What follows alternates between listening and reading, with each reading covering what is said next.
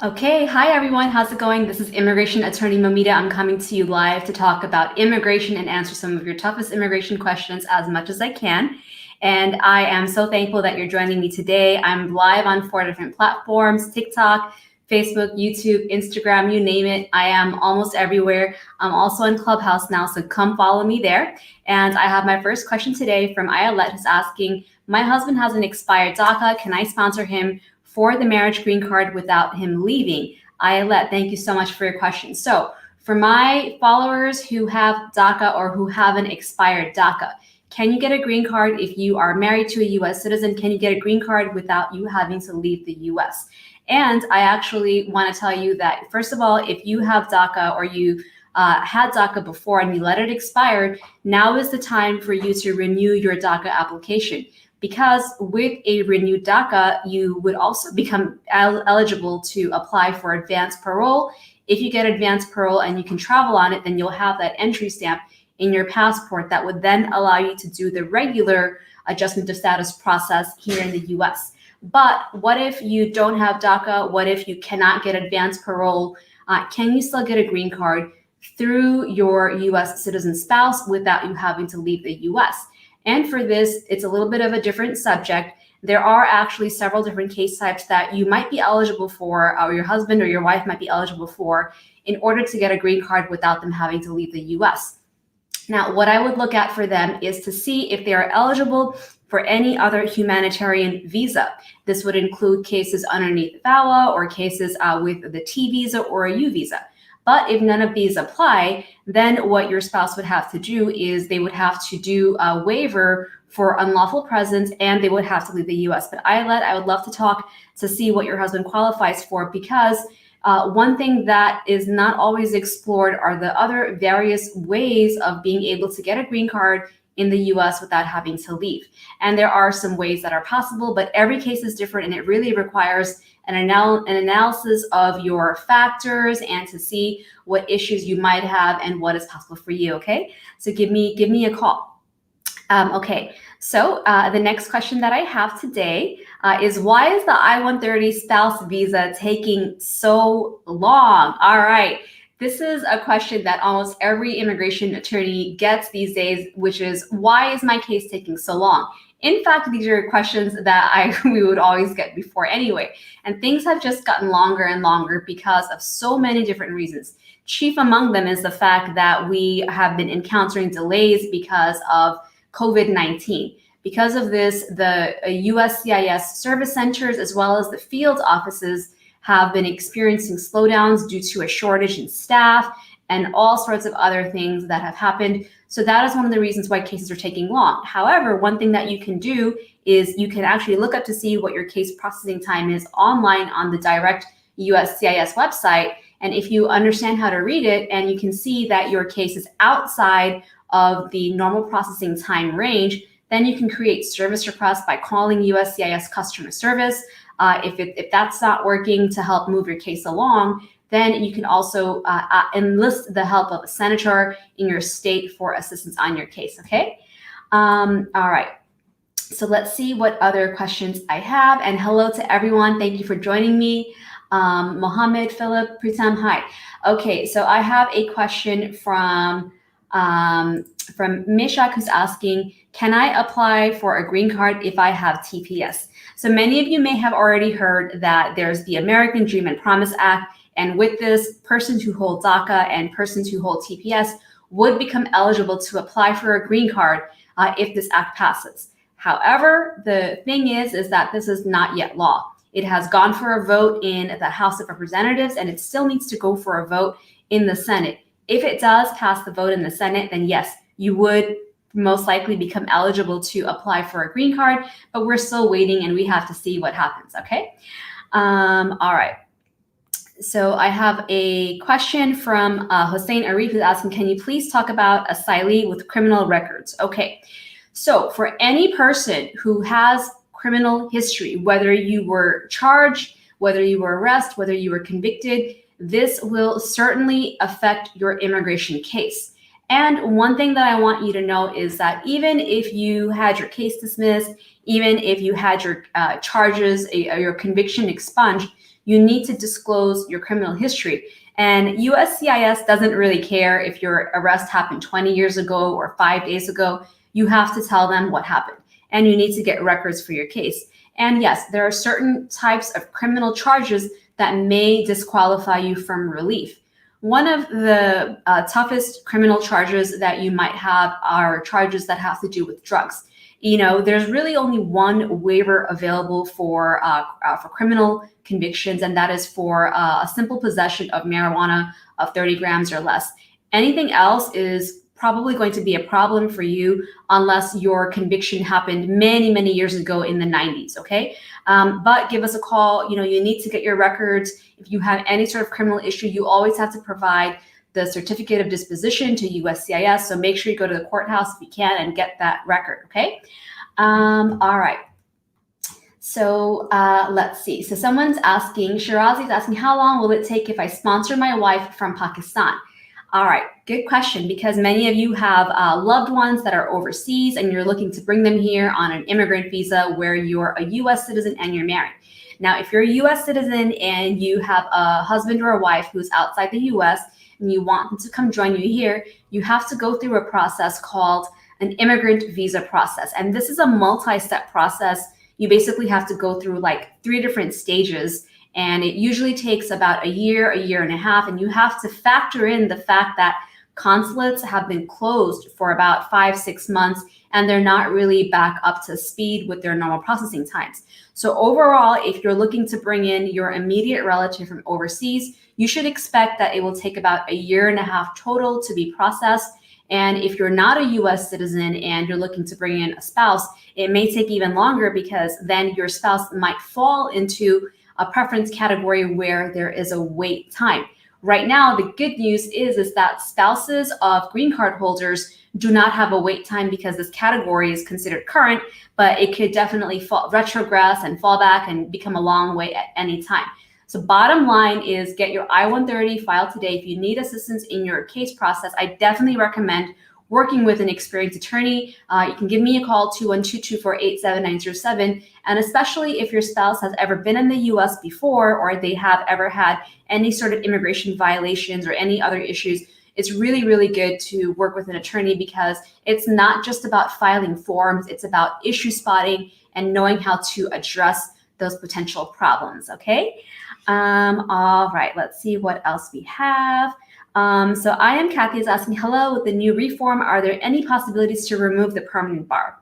All right, so the permanent bar is one of the toughest problems in immigration law, because it is really, first of all, the permanent bar is not actually permanent. Even though they call it the permanent bar, it is not necessarily permanent. And there are actually 3 different case types that can help you overcome the permanent bar without having to leave the US for 10 years, okay? There are actually 3 different case types that can help you fix the permanent bar if you qualify. Now, of course, you won't find out if you qualify if you don't get asked the right questions. But the permanent bar is something that the new immigration reform, which is called the US Citizenship Act of 2021, that is a proposal right now by the Biden administration. This does get rid of the permanent bar. It gets rid of the 3-year bar. It gets rid of the 10-year bar. It gets rid of all these bars that are so unnecessary and that really only came into existence in 1997 with the passage of IRA. Okay, so yes, it's definitely one of my hopes that the permanent bar is gone and that it's gotten rid of. We need to get rid of it, because there are so many hardworking and well-deserving people who are here in the U.S., especially, the moms and dads. They've been here for such a long time, and they, for the most part, many of them have the permanent bar issue, and it's not fair. They don't deserve to have such a huge block to getting residency and work permit just because of this. So I'm definitely waiting for this to go through. Okay. Daniel Lopez is asking, are you able to come back into the U.S. after voluntary leave? I'm married to a U.S. citizen. Okay, so for those of you who have taken a voluntary departure, or who have a family member who has taken a voluntary departure and they have left the U.S., you've probably been told that you can't come back for 10 years. The good news is that if you are married to a U.S. citizen, then you would technically be eligible to apply for the I-601 waiver, which means that if it gets approved, you would actually be able to come back in less than 10 years. And you may also need a certain permission to re-enter, but yes, it is possible, especially if you have a qualifying relative. If you have taken a voluntary departure, or maybe even if you've been ordered removed, depending on why you were ordered removed, you may be eligible to come back in less than 10 years. If you have a qualifying relative, you can give us a call. The qualifying relative usually means that you need to have either a citizen or a green card holding spouse or parent, okay? But give us a call, 212-248-7907. Okay, all right. So no name, Leisha is asking, if I lost my citizenship paper, but I have a copy, can I still apply for my husband? Okay, Leisha, yes. So if you are a US citizen, but you have lost your birth certificate, you've lost your certificate of citizenship, or you've lost your passport and you have no proof of your US citizenship, if you have a copy, you can go ahead and apply. However, when you have your interview, you will need to provide proof of the original document. So I recommend that you apply for a replacement certificate or a replacement birth certificate or replace your passport. Really though, if you are a naturalized US citizen, the best thing is to always have that certificate of citizenship or naturalization. That is really what you need. I recommend that even if you have a US passport, sometimes just having a US passport by itself is not necessarily 100% proof that you're a US citizen. And there are many cases where people have actually had their passports revoked by the Department of State because they believe that it was issued in error and that you're not actually a citizen. So the foolproof, bulletproof proof of your citizenship is the naturalization certificate or a certificate of citizenship. These are two different things, and you have to qualify for either one of them. Give us a call. I would love to help you get that proof. All right. So we've been getting also a lot of questions today about asylum. One thing that I want you to know is this. If you're in the US and you have, you've been here for a long time, can you still apply for asylum if you've been here for several years and you already know that you missed your 1-year deadline to apply for asylum? And this is where you have to be very careful. If you have a new factor, something new that is happening in your country or that is happening within your family that now gives you a new reason to apply for asylum, then it is worth exploring because there are certain exceptions to the 1-year filing deadline for asylum, and this includes a change in country circumstance or a change in personal circumstance, or maybe you even have an extraordinary reason why you did not apply before. So it's worth exploring right now. Give us a call, 212-248-7907. For example, I spoke to someone today who has been here for several years, but lately things have gotten worse politically in his country, and they have engaged in certain protests, and they've had some issues with their passports being able to renew them, right? These are some things that are worth keeping your eye open for to see if you might possibly qualify for an asylum application now, even if you have been here for several years. But you definitely want to play it very safe and play it very carefully and make sure that you have a good claim, because if your asylum claim is not going to get approved and you apply and you're not in status, then it may actually end up putting into removal, at which time you would also have the opportunity to make your asylum claim to the judge. But nobody really likes to be in deportation proceedings because it's very stressful, it's very tough, and it's very uncertain. So give us a call if you do believe that you need to apply for asylum right now and you have a new reason for doing so, and we can help explore to see how good your claim is and to see whether you should take a chance with it, okay? All right, so let's see. I have lots of questions today.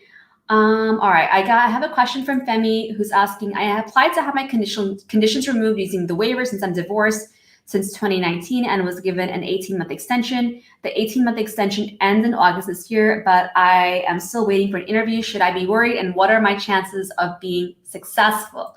All right, thank you for your question. Now, I-751s is something that we do a lot. And an I-751 is an application that you have to apply for when you have a 2-year green card and your card is about to get expired. So basically, the government wants you to provide more evidence that you have remained married and that the marriage was made in good faith But if you got divorced or you're separated, then you would most likely need to apply for a waiver, because normally this application is a joint application. Now, one of the reasons that they give you an automatic 18-month extension is because this sort of case takes forever to get approved. And just because it is taking a long time does not necessarily mean that it's a bad sign. Generally, when you're applying for a waiver, they tend to take a longer time, because they may even ask you to appear for an interview. And normally when you have to appear for an interview, you have to wait according to whatever the available time slots are in your field office. So just because your case is taking long, Femi, does not necessarily mean that it's a bad sign, but it probably means that you may have to go for an interview in front of an immigration officer. I would love to help and take a look at your case to see what your waiver is and to see if maybe you even qualify for additional waivers. You can give us a call, 212-224-8797. Okay.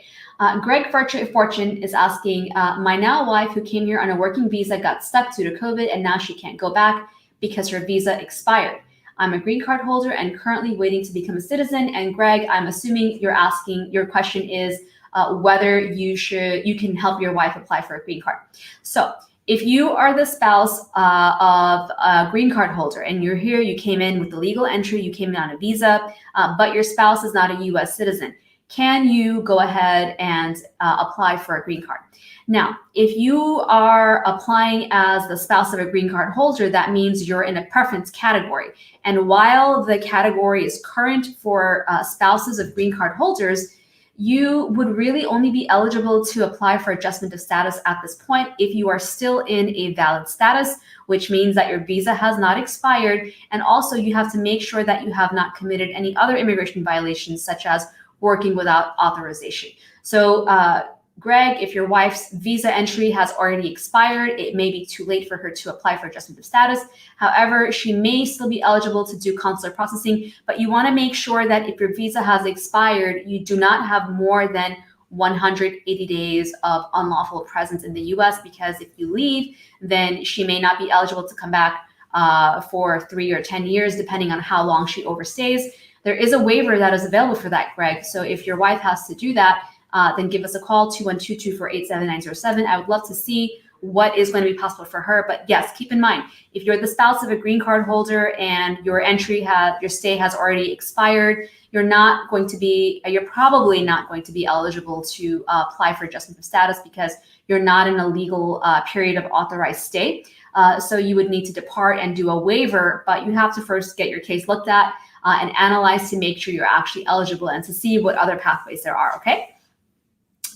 Okay. So Parmeet Singh is asking, I'm waiting for my I-485 interview since June 2nd. How much longer? I'm in Seattle. Parmeet, you and everyone else is still waiting for their interview. June 2nd is not that long ago. And keep in mind that June 2nd was when we had lots of closures with USCIS because of COVID-19. And they're just slowly resuming interviews now. But good luck. I hope you get it soon. Okay, let's see what else I have. All right.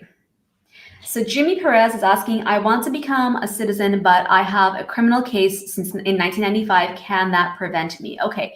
So very good question. Many people assume that just because you have a criminal conviction, you won't be eligible for citizenship. But again, you have to go back to see what that conviction is. Even though it was in 1995 and it was, more than 20 years ago or almost 20 years ago, it does not mean that it won't be a problem, because there are certain convictions that you may have that may make you ineligible for citizenship for a long time, or it may also reflect adversely upon your good moral character. And you have to prove good moral character in order to become a US citizen. Normally, the look back period for good moral character is 5 years, but if you have multiple arrests, if you have multiple convictions, and also depending on what your conviction is about, it may be a problem for you. I would be happy to take a look at your conviction record and see what that criminal case is about, Jimmy, to see if you otherwise qualify for citizenship, okay? 212-248-7907. And guys, you can follow me on social media almost everywhere. I'm on Instagram, TikTok, Facebook, YouTube. I think today, hopefully, I'll be breaking 10,000 subscribers on YouTube, which for me, I'm really happy about. So I hope you'll all join me there. Okay, let's see what other questions I have. All right, I actually have a question from Manju regarding L1A visas. So I'm not doing business cases at this moment, but I'm going to take this question because I love L1A visa applications. So for L1A visas for existing business, can you please let me know what will be the number of hours and hourly rate required to qualify an employee as part-time? Okay, so if you're looking to bring in employees on an L1 visa, really you have to look at the laws of your state. The good thing about L1 visas is that there's not really a minimum wage you have to pay to the employees. However, you need to still qualify with the wage rules in the state where the business is located. That's what I recommend you first look at. And also, it never hurts to pay the employee the prevailing wage, which just adds more legitimacy. So I would recommend that you start looking there. Okay. Let's see. Hi, Amir. How are you? I love to see my clients watching. Thank you for joining, Amir. All right. Parisino Aralavano is asking, I'm married and I have been here for 22 years. I'm married with one child and I have no felonies. Am I able to work with my wife in my case? She's a citizen. Do I have any chances to process my green card? Okay, Parisino, thank you very much for your question. So for those of you who are married to a US citizen, you have a clean record, you have kids, and you've been here for a very long time. Can you get a green card? And this is going to really boil down to one main thing. And that is, how did you enter the US? Did you enter with an inspection, with a visa, or did you come in through the border without inspection? And depending on this, it will depend on what you're eligible for. Now, one of the things that I look at for my clients is, if they do not have if they have a legal entry, if you have a legal entry with a visa or with inspection, or if you were waived through, then you may qualify to do adjustment of status here in the US, which does not require you to leave.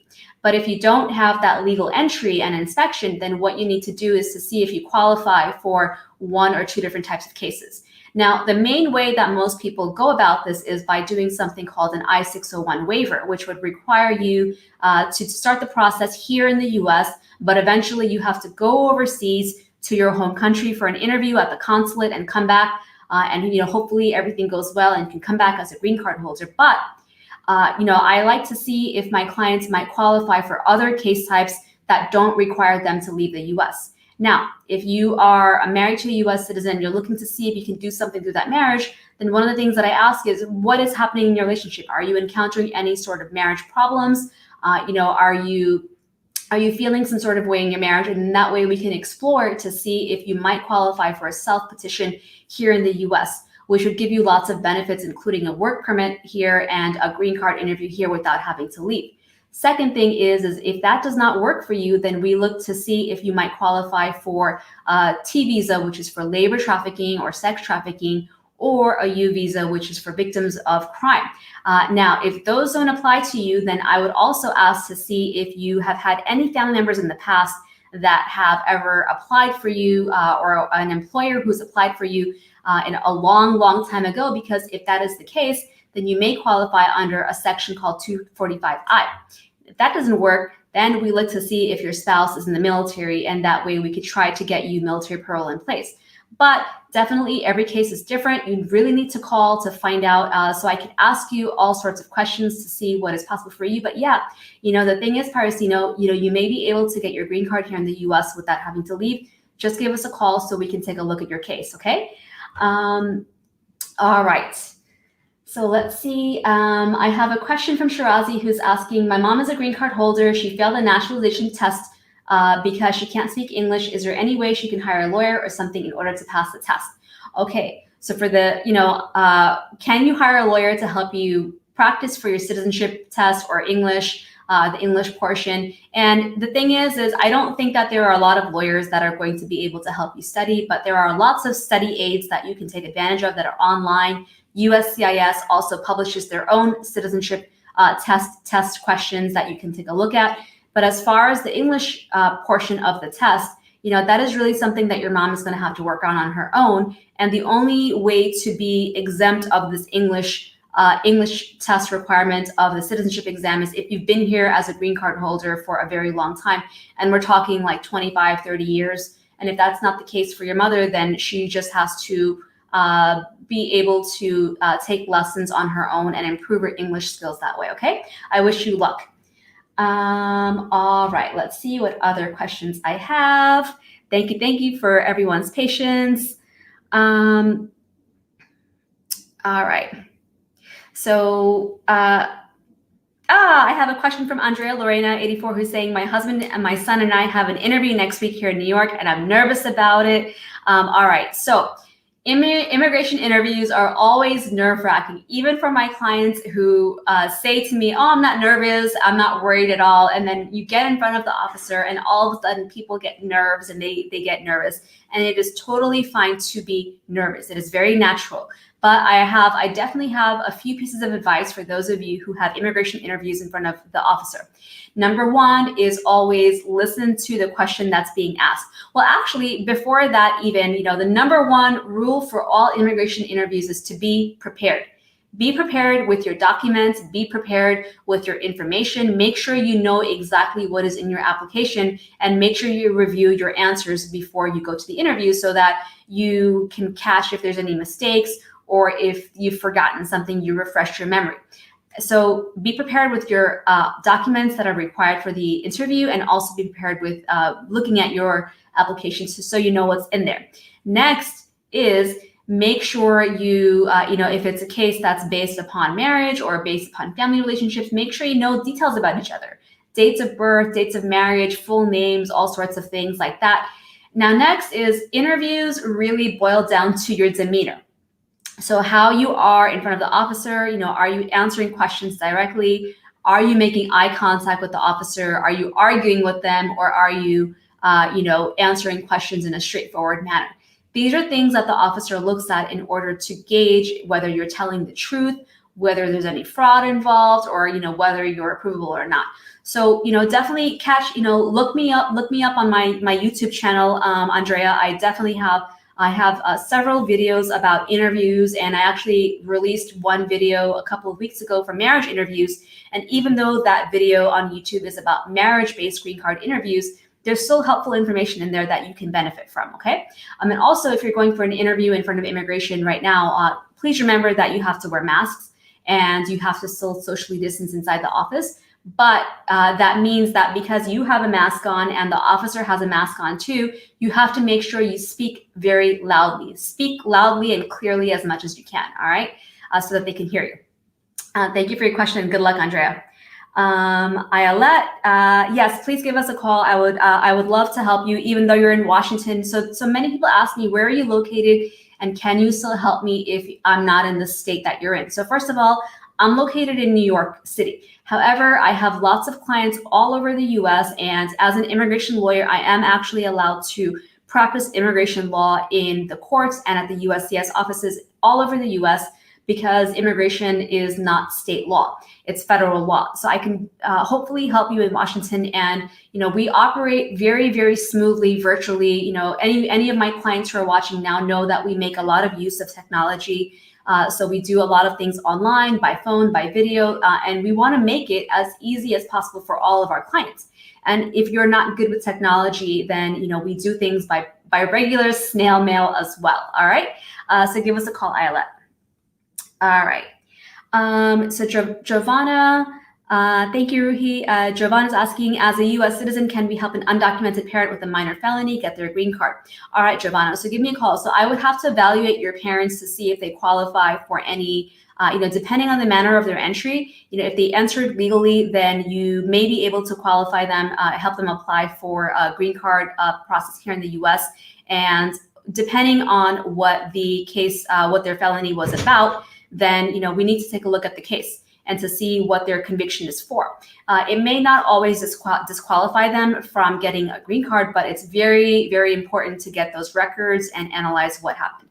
Now, if your parents did not enter legally, then I have to evaluate them to see if they qualify for any of the multiple humanitarian cases that don't require the legal entry, okay? So give us a call, Giovanna. All right. Okay, so I have lots of thank you for your comment, Google dear. You're very rude. All right. So, all right, let's see. So Parasina's asking what number to call. It's 212-248-7907. All right, so Mr. Bond is asking, U.S. petitioner spouse is ill and cannot go to the interview. I already informed USCIS and requested for a waiver. Okay, so if you have an interview coming up at USCIS and you cannot make it because you're ill or your spouse is ill, you need to request a reschedule right away.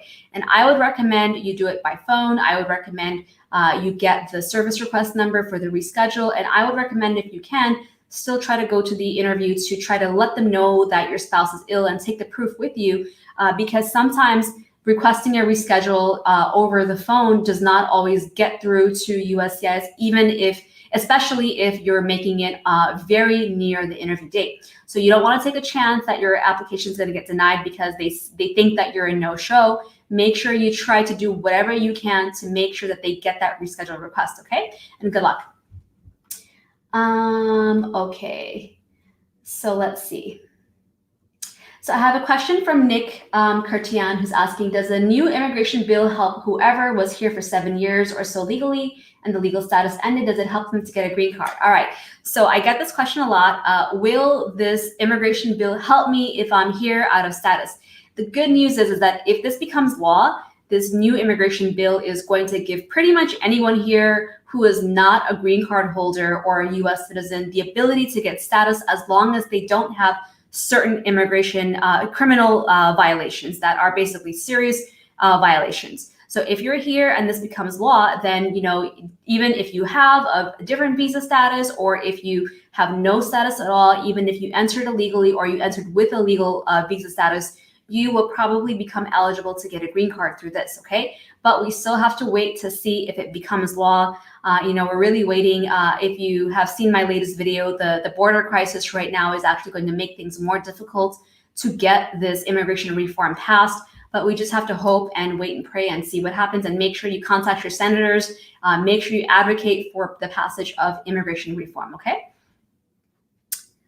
Okay, Jennifer's asking, I'm a US citizen and my son who is in Mexico, but I'm a mom and never registered him. He's 19. Okay, so for those of you who have children who are overseas, can you bring them here? So number one is you have to have the proper biological relationship with your child. You know, not only do you need to be listed as the parent on the birth certificate, but, you know, sometimes they ask you to do DNA testing. And if you cannot pass the DNA testing, then it's not going to get approved. But number one is make sure that you have the proper birth certificate that says that you are the mother or the father of this child so that you can bring them over here. Next is you need to start the process by filing an I-130. And if your child is, you know, going to be turning 21 soon, you really need to get a head start on it so that they don't age out. But if they're a minor, they don't get married, and, you know, you file your application in time, then hopefully you can get your son here within a couple of years, okay? Give us a call if you need help, Jennifer, 212-248-7907. All right, guys, I'm going to take one more question. All right, so Mr. Bond is asking, my U.S. petitioner spouse has mental issues. We're married for more than 2 years, already requested for interview waiver by providing all the evidences. What are the chances? All right, so your U.S. citizen spouse will probably need to show up to the interview, but you know, make sure, you know, one thing that can possibly help you get their presence waived, which I'm actually not 100% certain that you can get their presence waived, but if you have like an actual medical finding that they're incapacitated, you know, get that evaluated, get a doctor's evaluation for that and see what happens, okay? But good luck. All right, guys, so that's going to be it. Let's see. All right. So, all right. Yeah, thank you. So I'm going to go ahead and call it a night. Thank you so much for everyone who's joined today. Hopefully I'll be back again tomorrow, and I wish everyone a really great evening. Take care.